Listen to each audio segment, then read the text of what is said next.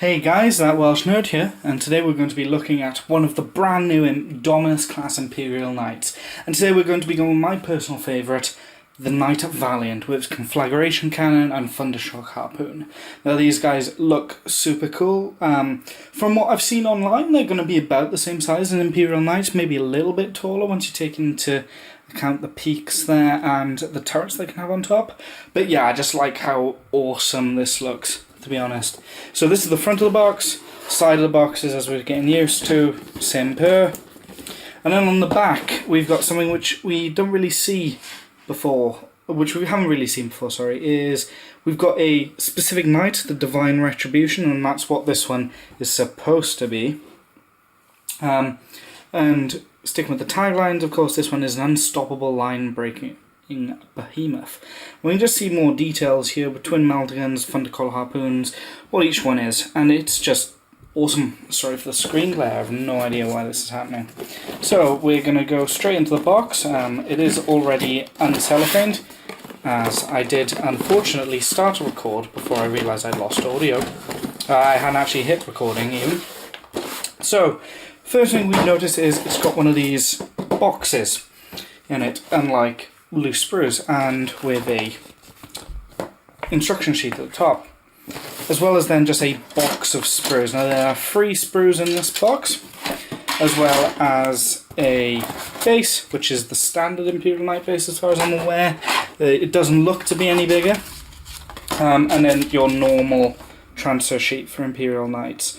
So with House Terran, Hawkshroud, Cadmus, Tyrannus and Raven. So the big one for Imperial Questoris and the big one for Mechanicus, as well as just some generic, I guess you can call it, features you can put on the side of their shoulder bits, etc. Now I'm assuming this one is different from the Imperial Knight one. It's been a while since I've had an Imperial Knight, but it's just because it wouldn't have the big hulking shoulder plate ones.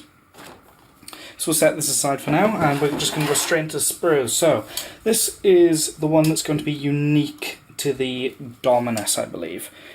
So the Valiant, not Dominus, that's the class. And it's just absolutely plastered with detail, as we really have come to expect from GW at this point. Yeah, this looks like the weapon sprue, because that's a big heavy chain here for the Thundercoil Harpoon. They've got a really nice big carapace. People will be able to go nuts doing some detailing for free blades, etc. on here. And all in all, this is going to take paint really well, I think. Yeah, we've got the 2 halves of the conflagration cannon there, and then the 3rd barrel that sits on top. And then we've got 2 repeated sprues, and this is just going to be your regular one, I think. Of course, yeah. For the Dominus, of course, not your regular Imperial Knight one. Like, it's got the Shatter Spear missiles, I think they're called, or Shatter Shield. Something along those lines. We'll have a look in the rules in a second. These look to be more or less standard Imperial size 9 feet, maybe a little bit chunkier, a little bit taller, but not hugely different. And then we've got the same thing repeated in the next sprue. So let's have a look in the construction book. So this is your full coloured CAD one, as we've come to get used to, really. Yeah, it looks like it's going to be a fairly complex build. Not super difficult, but at the same time, not going to be a completely easy build, let's just say. It's going to take some work.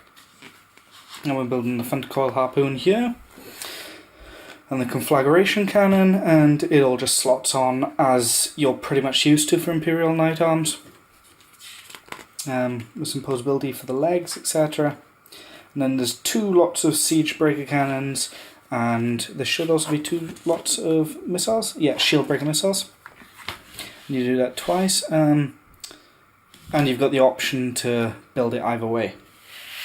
And then we are on to the rule. Okay, so the Knight Valiant. Hopefully this is completely clear. So Knight Valiant is move weapon skill ballistical star with a deteriorating stat line. Is Strength 8, Toughness 8, has 28 wounds, 4 attacks, Leadership 9 and a save of 3+. So other than the wounds, it's pretty much standard Imperial Knight rules. A Knight Valiant is a single model equipped with a Thundercoil Harpoon, a conflagration cannon, a twin Siegebreaker cannon, 2 twin melter guns, 4 shieldbreaker missiles, and titanic feet. So basically a standard loadout is going to be a turret in the middle with 2 missiles on each shoulder, unless you don't like symmetry. So the conflagration cannon, we've already seen the rules for online, is heavy 3d6, strength 7, AP to -2, 2 damage each, with an 18-inch automatic hit. This is the close range knight. Then we've got a shieldbreaker missile, which is strength 10, AP -4, and does d6 damage. And each shieldbreaker missile can only be fired once per battle, and a model can only fire once each turn. So basically, you've got to shoot these over 4 rounds if you keep the standard loadouts. Invulnerable saves cannot be made against wounds caused by this weapon, and this is what people got into a bit of an uproar about over online. I don't really see why. Yes, they're strength 10 and they do d6 damage, but there's no more instant death in the game. Alright, yeah, they ignore invulnerable save, but with that d6, you're not going to be flat out killing anyone off the bat, in my opinion, especially if you can only fire 1 per model per turn. Then we've got the twin Siegebreaker cannon, which is the option I actually prefer, and I'm going to build mine with the 2 cannon slots. It's heavy 2d3, strength 7, AP -1, damage d3. I know it doesn't pack as much of a punch, but you get more shots, and it's just that bit of a long range threat, which I think this knight actually needs. And we've got the Thundercoil Harpoon, the big nasty weapon that everyone saw and immediately fell in love with the Valiant, or I did anyway. So this one is a 12-inch range. It's only heavy 1, so with your stand ballistic of 3, you're going to be making it... Yeah, you'll make most of your shots, but it's only 1 shot. It is strength 16, an AP of -6, so it's flat out ignoring any armor in the game currently. And has a damage of 10, so this is going to take chunks out of... It was going to flat out kill anything smaller than a vehicle, and vehicles is just going to take huge chunks out of.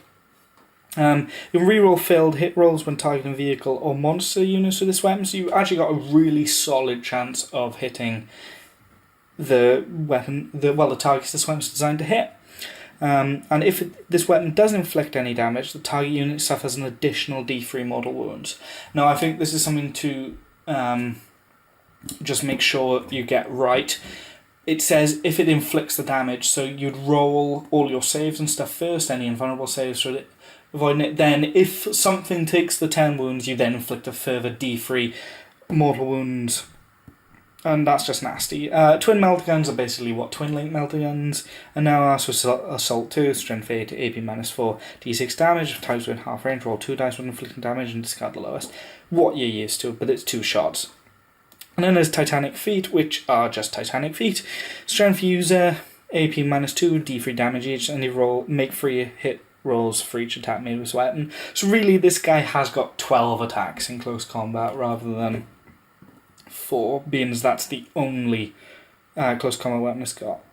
The only war gear option it's got is this model may replace 2 of its shieldbreaker missiles with a twin siegebreaker cannon. So like I said, basically you can take 1 hard point off the missiles and replace it with the siegebreaker cannon, which, like I said, I'm going to be doing. Then it's just got your standard Imperial Knight rules, a little bit closer, which is Ion Shield as a 5+ invulnerable save against range weapons, a dual plasma core explosion. Basically, these guys have got 2 power cores. If model is reduced to 0 wounds, roll 2d6 before removing it from the battlefield. If you roll a 6 on either dice, it explodes, and each unit within 2d6 suffers d6 mortal wounds. However, if you roll a 6 on both dice, basically both reactors overcharged, and it takes everything out within 3d6 inches with d6 mortal wounds instead. Could be nasty, could potentially be fatal for yourself. Not so much with the Valiant, I think, because if these guys go down, they're probably going to be amongst the enemy lines anyway. So this one, I think, for these guys is going to play more into your strengths rather than the Castellan, which is likely to be in your backline.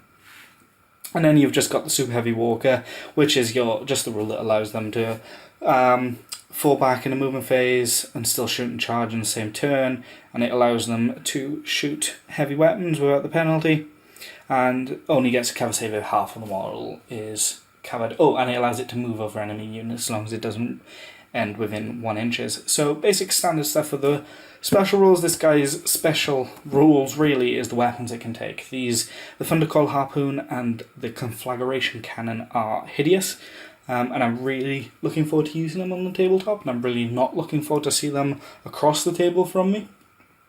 Yeah. Anyway, this has been the unboxing portion of this video. As per standard with my unboxing and model reviews, there'll be a quick jump cut once I finish talking, and we'll come back, see the finished model in all its glory, and I'll talk about the build process. And here we have the fully built Knight Valiant. Now, I for one absolutely love this kit. I've honestly got no complaints. It took a while to put together, as you'd expect. It is huge. It's taller than an Imperial Knight. Not by a lot, but still taller than them. Really, only complaint I have about the kit for the parts it provided is the fact that you only get the Mechanicus cog, where on other knights the whole point of that symbol is to show whether they're free blades, Imperial aligned or Mechanicus aligned. But yeah, other than that, it's a really nice model. It's really solid on the base. It sits together really well. I had no problems at all putting it together. Like I said, it just takes time. And it's a truly impressive model just to look at. Similar to the other knight, its arms are posable, as is its head. Unfortunately, I got a little bit of glue. That was the next thing I was going to talk about, actually, those hard points. Yeah, they're posable, turnable, etc. The hard points you're provided with, you are given 2 of the turrets and 2 of the missile sets. They can be removed very easily, so I've also built another set of missiles alongside this, and they just so if I wanted to run it with 4 of the missiles, I can, and so on. As for height comparisons, I don't really have another Imperial Knight with me to show it off at the moment. I do, however, have an Armiger Warglaive just to show you, to give you an idea of scale. But yeah, really, I don't really have a lot more to talk about. It's a nice kit, it went together really well, there's no problems. Mine needs a little bit of tidying up. I've really got no points to say other than follow the instruction booklet, as stupid as it sounds. It's not a difficult kit to put together, but it is surprisingly intricate. So for the first one you build, I'd definitely follow it. The arms are swappable, as in they're put together in such a way that you can flip them around easily. Which, again, no complaints. It's a shame that we didn't get the Castellan and Valiant box together. It was only 1 extra sprue, and we've seen boxes with 4 sprues before. It wouldn't even have been a full sprue for the different weapon options. But hey ho, you work with what you've got. The legs, you can swap them round. There was a really nice pin joint in the knee that's got 2 slots, so you can flip them round. You could do both legs forward if you wanted to, for some reason. But it just gives you the ability to build off them. The legs as well are swappable. They've just got a little peg that you can cut off at the end. Yeah, it's a really customizable kit. There's not really a lot wrong with it. It's as spot on as a large knight kit could be, I think, other than the fact you're only provided with 1 set of weapons. So yeah, this has been That Welsh Nerd. If you enjoyed this video, please leave a like and subscribe to be notified of content. And we'll see you in the next one.